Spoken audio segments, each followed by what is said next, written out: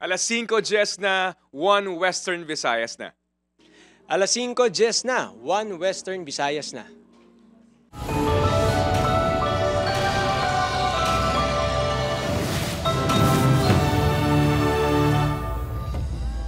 Mga balita nga atong tutukan subong nga Martes, 21.5 million pesos nga quick response fund sang Iloilo City ginadusong nga gamiton nga bulig sa mga nabahaan kag nagub-an sang balay bangod sa habagat.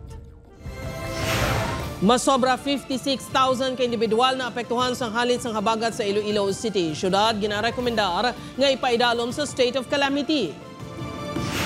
DPWH-6 nanindugan nga wala sang anomalya sa flood control project sa Western Visayas kasunod sa pahayag ni PBBM sa iya zona. Pagilinaway sa mga estudyante sa isa ka bilyaran sa Barangay Mansilingan, Bacolod City na huli ka. Pila ka balay sa Barangay General Hughes, Iloilo City ginakahangawan bangod nagasablay nga mga linya sang kuryente. Kag 60-day price freeze ginpatuman sa DTI Negros Occidental. Presyo sa mga balaklon kaangay isang sardinas kag noodles ginamonitor.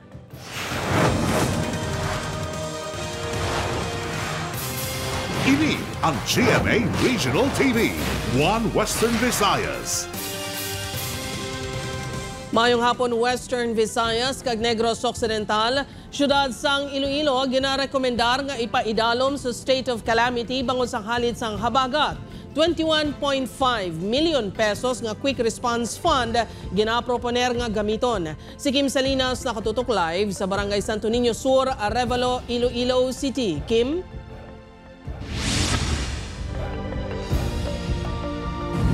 Jert, matapos ang paglaslas sa sang habagat sang nagligad nga semana, may pila sa gihapon ka mga residente sa Iloilo City ang wala pa makabangon. Gani nagalaom ang mga ining mabuligan sang LGU. Nagahigda sa iya sofa si Tatay Ireneo sa Barangay Santo Niño Sur, Arevalo, Iloilo City sang nagligad nga semana. Sang gulpiyada lang ginguba sa balod ang konkreto nga dingding sang iya balay. Maayo lang kay nakahingagaw ini sa ilo sa mas hiluway nga lugar kay nakaluwas sa mabaskog nga balod. Mayo gani ni kay adlaw kay kung gabi damo gulo patay. Hindi ka man kasubol kay dalo man tubig. Wala ang tubig o. Isa man sa nagalaom nga mabuligan, amo si Romeo nga nagkalaguba ang ila haligi kag kusina sang ila balay. Every year amo gid nagakalatabo may kon sa subdivision tatanik. Instead sa mga light material sa ngamon nga haligi, so dapat nga may mo nagid man siguro puting para maski ano nga balod hindi sa maminyar dali-dali. Sa datos ng barangay, 17 ka mga balay ang naguba bangod sa epekto sa habagat. Nagdangat naman sa 44,723 ka individual ang naapektuhan sang pagbaha. Kag 12,158 ang apektado sang storm surge. Sa kabugasan, 56,881 ka individual sa syudad ang nahalitan. Ang numero ang masobra 15% sa kabugasan nga total exposed population sang syudad kag nakasulod sa kriteria sang Philippine Disaster Risk Reduction and Management Act of 2010. Ini ang basehan sang Iloilo City Disaster Risk Reduction and Management Council sa pagrekomendar nga ipaidalom ang Iloilo City sa state of calamity. Pa-urgent na ni Mayor kag tomorrow italakayon ini sa aton nga sa City Council no sa sangguniang panlungsod for the approval sang declaration sang state of calamity. Ginaproponer ang 21.5 million pesos nga quick response fund. Gamiton ang 20 million pesos sa site development sang relocation areas sa Barangay West Habog-Habog kag San Juan Molo. Ang 1.4 million pesos ang magkakadto sa food assistance ang na-displace nga pamilya kag ang nabilin nga 100,000 pesos ang makadto sa pagbakal sang vegetable seeds sang apektado nga mga mangunguma. May ara kita nga mga urgent response no sa mga affected kag syempre ang ginpanapanumduman naton ang long-term solutions.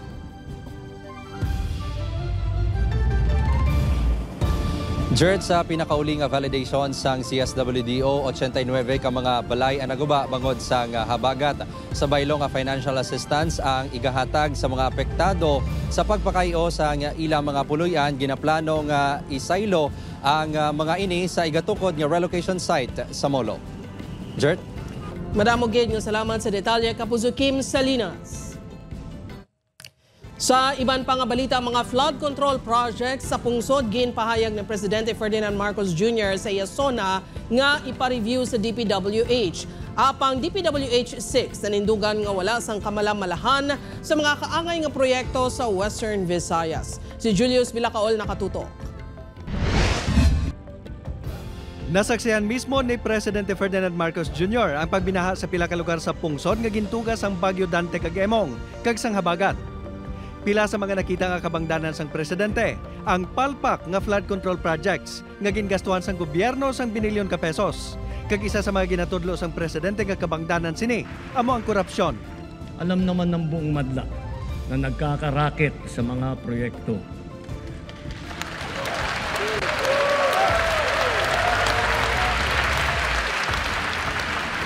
Mga kickback, mga initiative, errata, SOP, for the boys. Kaya sa mga nakikipagsabwatan upang kunin ang pondo ng bayan at nakawin ang kinabukasan ng ating mga mamamayan, mahiya naman kayo sa inyong kapwa Pilipino.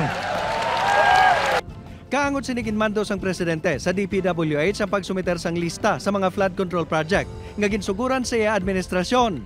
Sa Western Visayas, madamo man sang kasubong nga mga proyekto nga ginapatuman sang DPWH Regional Office kag sa mga district office ini. Apisar wala pa sang lista sini ang DPWH 6. Ginapanindugan sang direktor sang ahensya nga wala sang anomalya nga nagakatabo sa rehiyon. Sa tingin ko naman din sa Region 6 ay wala naman siguro. Kasi napansin ko talagang maayos ang mga proyekto.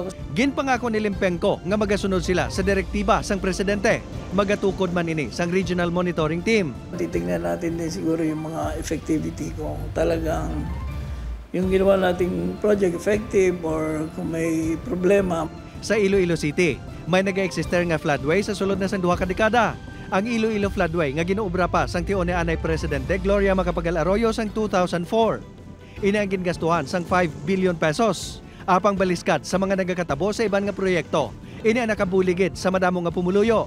Isa na sa mga ini ang 75 anyos nga si Manong Angel nga humalin sa pagkatawo. Nag-i-star na sa Pangpang sang Haro River sa barangay Benedicto Haro. Sang una, nagaantos kuno sila kung mag-awas ang tubig sa suba nga nagalabot sa ila dughan ang kataason. Way nagawag sa kadi. Way na. Daw pila na kanyo daw sobra na 15 anyos. Upod kay Cirilo Rendoque, Julius Villacaol. 1. Western Visayas. Para sa dugang mga balita sa Negros kag Panay, mangin kaupod ta si Adrian Prietos. Adrian? Maraming salamat, Jers, mga kapuso presyo sa nagapanguna nga mga balaklon sa probinsya sa Negros Occidental gina-monitor kasunod sang pagpatuman sang price freeze sa idalom sang state of calamity. Sa Elizabeth Dreso nakatutok. Masobra 35,000 ka mga pamilya halin sa 21 ka LGUs sa Negros Occidental ang apektado sang habagat sang nagligad nga simana. Ini ang nanging basihan sang pagpaidalom sa probinsya sa State of Calamity sa July 24. Kadungan sini, ginpatuman sang Department of Trade and Industry Negros Occidental ang price freeze ukon ang pagpabilin sang presyo sang nagapanguna nga balaklon. Ang amon nga gina-monitor are the manufactured products. Ang aton nga mga basic necessities nga makita naton sa mga grocery supermarkets. This is to ensure nga wala sang ma-take advantage. Hugot nga ginamonitor ang presyo sa canned goods, habon, tinapay, bottled water, processed milk, kape kag iban pa. Ang bugas, itlog, karne, manok, prutas kag ulutanon ginamonitor naman sa Department of Agriculture. Ang ini nga balaligyaan sa Talisay City, nagtuman sa mando sa DTI, apisan nga pigado ang baklanay. Ay baka? Ha? Ikaw? Amo man ang Japon, amo. Presyo. Kay kaluoy man sa mga consumer, di ba? Kay wala na sila gani income tapos mapasaka pa sang. Si May nga naapektuhan sang baha sang damlag lang, ginakabig nga bentaha ang price freeze. Mas prefer sa amon nga hindi magsaka. Kay tungod nga ari pa ta sa state ng calamity, nga pigado man dan subong mo para kung baga may ara mo kami sa duadlaw nga kalanon mo pinta kami ka kay subong dan mahal man ang isda kay tungod sa sa bagyo. Sa karon, wala pa sang na-monitor ang DTI nga nagapataas sang presyo. If ever gid-abi nga may makita kita nga higher than the frozen price, ang ano na naton, i-require na naton ma-send kita sina sa ila letter of inquiry. Pero in times of a state of calamity declaration, wala na i-explain niya. Once nga makita nga higher siya sang prices, sang isang prices nga frozen, automatic price ceiling, automatic na ginaya nga violation. Aileen Pedraso, 1 Western Visayas.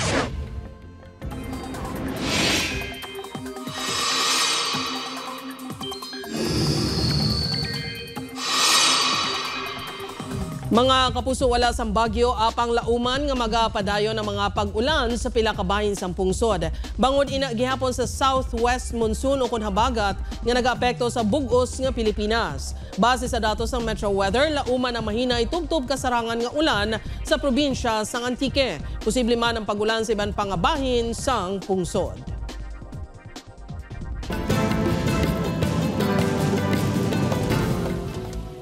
Sa Negros Occidental, mga kapuso, Pilesor, ang 36 anyos naging kilala kay alias Buljak sang natiruhan sa kapulisan sa bahin sa Barangay 3, San Carlos City.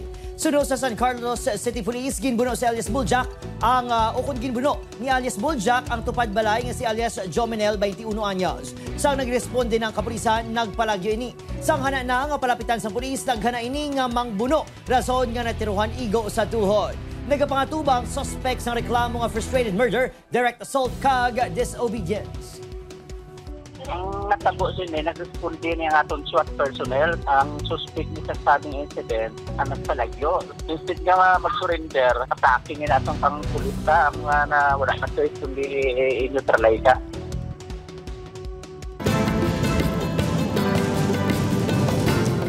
Mga kapuso, ready ka na bala para malabot ang imo career goals? Maghulag na kamangin kabahin sa leading broadcast network sa Pilipinas. Yari ang mga bakante nga posisyon sa GMA Network. Sa mga interesado nga aplikante, pwede ka mong magbisita sa www.careers.gmanetwork.com. Ini ang GMA Regional TV, 1 Western Visayas. Mga Ilonggo, magkatuhay ang opinyon sa nangin kaundan sang ika-4 nga sona ni Presidente Ferdinand Marcos Jr. kahapon. Si John Sala nakatutok. Bigo at dismayado ang mga tao sa pamahalaan, lalo na sa mga pangunahing serbisyo. Ang leksyon sa atin ay simple lamang. Kailangan pa natin mas lalong galingan. Kailangan pa natin mas lalong bilisan. Mahiya naman kayo sa inyong kapwa Pilipino. Topiko sang grupo sa mga senior citizen nga ini ang mga nangin kaundan sang speech ni Presidente Ferdinand Marcos Jr. sa iya ika-4 nga State of the Nation Address. Suno kay Nanay Nida, bilib-ini bangod sa simple, mahangpan kag klaro nga punto sang Presidente sa iya speech. Gani sa grado nga 1 to 10, 7 kuno si PBBM para sa iya. Ang iyang pagpatakaran nang daw hindi man nga mahina, nang lang nang daw may pagka-up man nga, may tsakto, may ara man nga, ma-improve pa ang iyang, performance. Apang si Nanay Noemi, hindi kuno kumbinsido nga matuman ang maging pasalig sang presidente, ilabi na sa mga programa sini sa kubos. Iwan lang. Nga awan, mama. Doon naman sa inimuan, tanan nga mga pamisa, doon man. Talulupang doon suno kay UP National College of Public Administration and Governance Dean Dr. Christopher Berse nga mas kalmado kag simple ang pagpakigbahay ni PBBM sa iyang mga mensahe sa iya sona. Narinig natin kahapon na nagpisa siya with a humble acceptance kung ano yung mga naging pagkukulang ng government, di ba, ng gobyerno, at na-reflect yun, sabi nga niya, doon sa resulta ng midterm election. At sabi nga niya, inamin niya na mas sigit pa na kailangan pang galingan, kailangan pang bilisan yung mga serbisyo. And he started with humility and he ended with a call for accountability. Apang kun may mga positibo, may mga kulang man kuno suno kay Dr. Berse, nga kung tani nahatagan man sang pagtamod sang presidente. Usapin ng wage hike, wala siya, silent siya doon. Siyempre, understandably, siguro ba gusto rin niyang iwasan yung usapin ng impeachment, wala rin yun.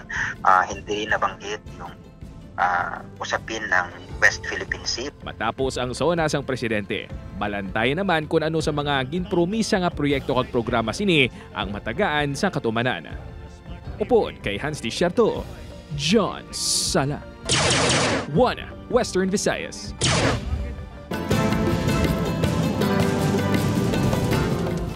Malalaki nga nagbakal sang ice cream sa Bacolod City, ginpang tapungol sang isa pa ka grupo. Rambol na huli ka. Yaring balita nga itong gintutog ka. Sa kuha sang CCTV, makita nga nagpalapit ang tatlo kalalaki sa isa kabaligyan sa barangay Handumanan. Matiun-tion, ginsulong sila sa 4 kalalaki kag ginpang sumbag. Makita nga wala gin nakabato ang mga biktima. Wala na nakuhaan sang video kundi nagpadulong ang mga nanumbag. Ang mga ginpangkastigo, lunsay minor de edad nga Sanday alias Sianya, 15 anyos, alias Jade, 14 anyos, kag alias Ting, 15 anyos. Nagbakalan sila, sang ice cream kung susunod sila, tatlo, kay pamangkot ko na sila. Tapos, gulpi lang sila ging lipot kaging damukol sa likod. Nagareklamo sang pagpanalakit sa lawas ang mga biktima kag isa sa ila ang nakaagom sang minor nga pilas. Nagpaiway nga magatubang sa news team ang ilang mga himata. Padayon pa, naginatumod ang grupo nga nanumba. Pero ang katingalaan lang kay nga before sa insidente, naka-video na. Ibot sila yun ang nag-video mo to ang ang yabi ta para ma-identify kung kanda sino tong nagsapod. Sila ang mismo, sila man mismo panumbag to sa mga bata. Tripping tripping ang gwa. Kiti wala kalibutan yang tatlo ka bata bakalan sa Tiangge. Nagpakigangot na ang kapulisan sa barangay. Ginpahanumdom sa otoridad sa ginikanan nga bantayan ang kabataan nga mga minor de edad. Upod, Kiril Casilio, Adrian Priatos, 1 Western Visayas. Mga kapuso, 2 kalalaki na kuryente sa Molo, isa patay. Samtang spaghetti wire sa Barangay General Hughes, Iloilo City proper, ginakahangawaan sa mga residente. Si Kim Salinas nakatutok. Ginbawian sa kabuhi ang 47 anyos nga si alias Big. Samtang na ospital naman ang 27 anyos nga si alias Red matapos makuryente sa sulod sang Iloilo Fishport Complex sa North Baluarte, Molo kahapon. Base sa records ng Molo PNP, ang 2 ang mga trabahador sa isa ka junk shop nga nagakarga sa mga salsalon sa truck sang aksidente nga nakatandog ang boom sa linya sang kuryente. Si Big ang ginatudlo nga naga-operate sang boom. Si Red naman ang nagapanghigot sa ila ginakarga. Sunod sa tagdumalahan sang Fishport Complex, ang lugar ang arkilado sa isa ka pribado nga kompanya.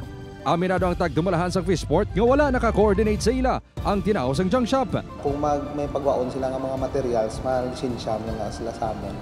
So, kamo to tabo, wala ito sang may howling gilik nga mga tabo. Gintinguan sang news team nga makuhaan sang bahin ang tagdumalahan sang junk shop apang nagpamalibad nga maghatag sang komento. Samtang ginakangawaan sa pila ka mga residente sa Barangay General Hughes, Iloilo City proper, ang nagasilinambod kag nagawayway nga linya sa kuryente. Ginakabalakan man ang risgo sa sunog. Ang mga open wire, amo na ang kadelikado kung mga makurente base mapatay ta. Good gid nga nagaduko-duko kakag plus mga igo mo ang kuryente sa ulo mo. Napatay na di bala ng ligan nag-aso? Grabing kulba namon mo kayang sinbalaga. Pebrero pa subong nga tuig sang ginpalabot sang barangay ang reklamo.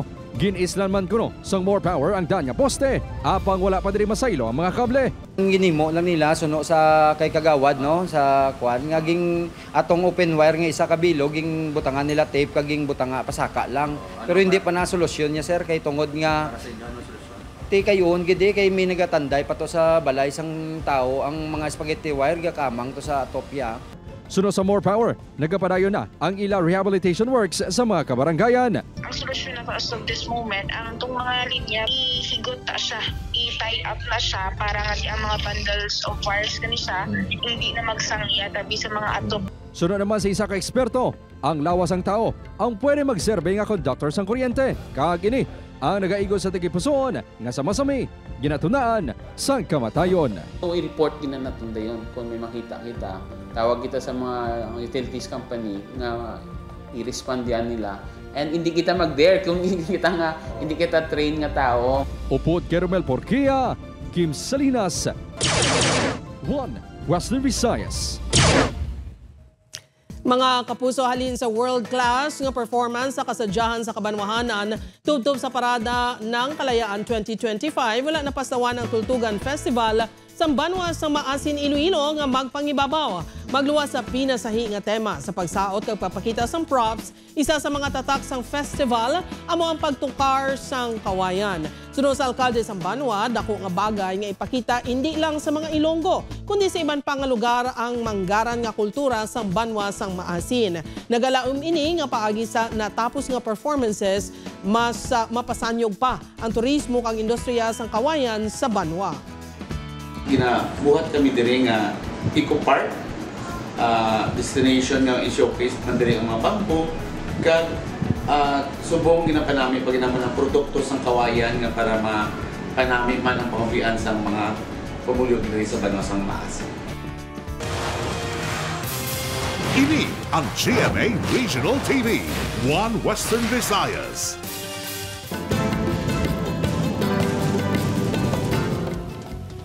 Pila ka mga estudyante nag-ilinaway sa isa ka bilyaran sa Bacolod City. Insidente na huli ka. Yaring balita nga itong gintutukan. Sa CCTV footage, makita ang pila ka mga estudyante nga naghahampang sa bilyar. Matiyon-tiyon pa, nag-abot ang estudyante nga nakaluab sang puti. 2 ka beses ginsumbbag sa ulo kag ginsipang estudyante nga nakaduag blue nga uniform. Ginagaspas sa naka-blue ang nakaluab apang wala na nakuhaan sa CCTV ang sunod nga natabo. Sunod sa kapulisan, kuha ang insidente sa sulod sa bilyaran sa Barangay Mansilingan Lunes ng hapon. Ginatutukan ng CCTV agun matumod ang may bulbadong estudyante sa Mansilingan Agro-Industrial High School.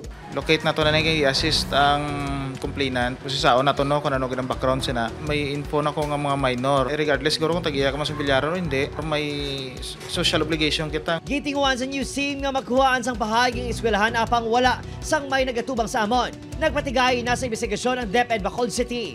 May city ordinance kita, anti-truancy. Any kinds ng gaming, may it be like bilyaran and everything, wala dapat sa school. And may authority ang barangay nga magpasira sina. Ginpahanumdom sang DepEd sa mga eskwelahan nga mga inistrikto sa pagmonitor sa aktibidad sa mga estudyante. During class hours, may right ang aton mga school heads nga mag-visit sa ilang business establishment kag i-pull out to ng ilang mga estudyante. Nagpakigangot naman ang DepEd sa barangay nga mong sarang makapasira sa bilyaran magluwas sa LGU. Matapos ang insidente kahapon, wala na nakabukas ang bilyaran. Aminado pila ka mga residente nga masami may ginamo sa lugar. Ano yung mga fraternity ng ilang akon. Lugay na din yung mga problema. Tungkol sa mga classmate, mga babae ang ginakon nila. Ginaagawan Tapos?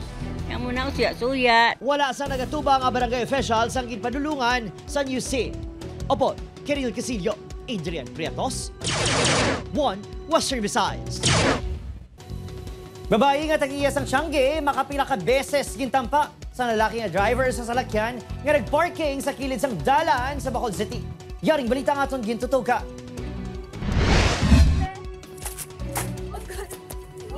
Ginapahayag gindiap, gintampa sa makapila ka beses kag haboy pa sang sensilyo sa isa ka lalaking babae nga nagabantay sa Tiangge. Sa video, mabatian pa nga emosyonal ang babae nga ginkilala kay alias Annalyn, 43 anyos. Natabong insidente sa Barangay Villamonte, Bacolod City. Ang lalaki sa video, customers ng coffee shop sa kilid sang balaligyan sa biktima. Natumod ini nga si alias Fred, 37 anyos, sa kamuman nga barangay. Suno kay Annalyn, ginsulong ini ni Freddy sa pagpati nga ginpalagtikan ini sa istorya sang tagreklamo. Ang rason, nagpark si Freddy sa iya salakyan sa tubang sang balaligyaan ni Annalyn. Wala ko gani kabalong ang gulpi, lang kuya gintampa. Kaya gitampay ako nga ginambalan ko siya kuno tikalon, pero wala ko yakahambal siya tikalon. Kuha yan na yung folder sa akon, nga gitampay ako dala kamot. Sakit kito ya, kaya nakita gito gani nga naglagob gid din ako no mo. Nagpalanakit kuno ang kalawasan sang tagreklamo kag tuman ang kakulba sini. Desidino ini nga magpasaka sang reklamo nga physical abuse, threats kag assault. Depensa sang suspect na impito ini kag nagapangayo kung tani isang pasaylo. Apo ko yung sir kapanaog, nagapangakig na sa daan. Wala ko pa yung ma-open windshield ko.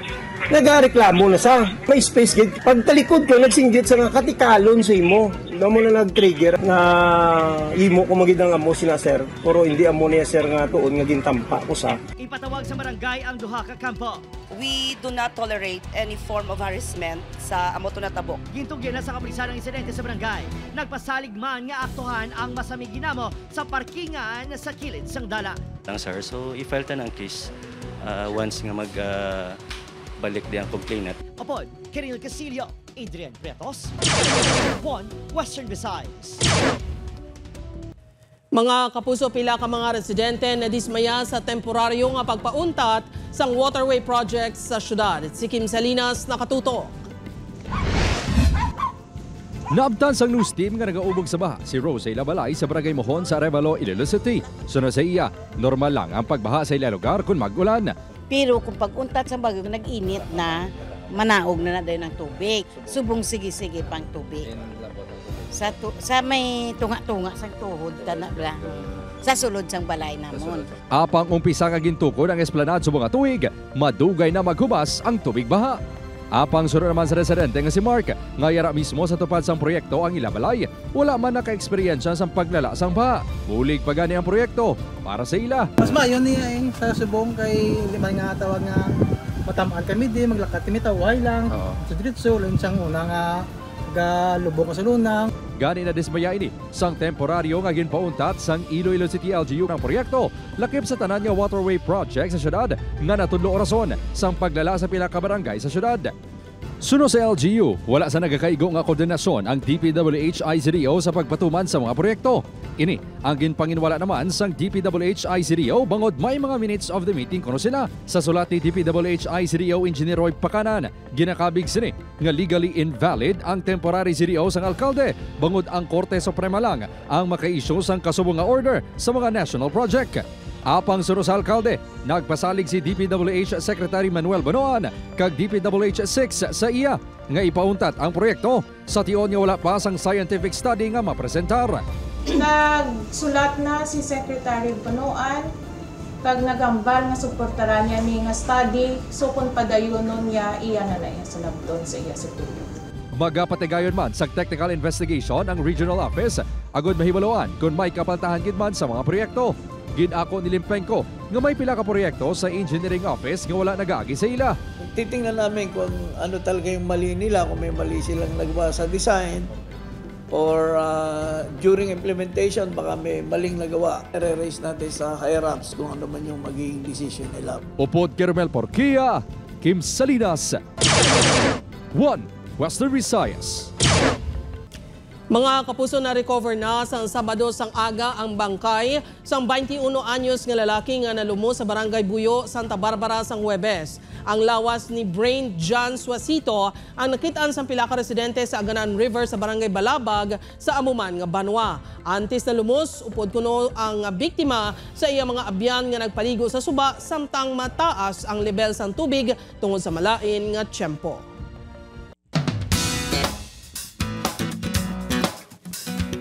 Mga puso, yari na mga dapat bantayan sa Encantadia Chronicles Sangre. Nagpadulong na sa kalibutan sa mga tao si Perena. Mangin madinalagon bala siya sa pagpangita kay Tera, samtang masarangan bala ni Tera ang pagpanghangkat sa pagdamo sa mga nagapangayo sa ibulig. Bantayan mga puso sa Encantadia Chronicles Sangre Mondays to Friday sa GMA Prime 8 p.m. pagkatapos sang 24 oras.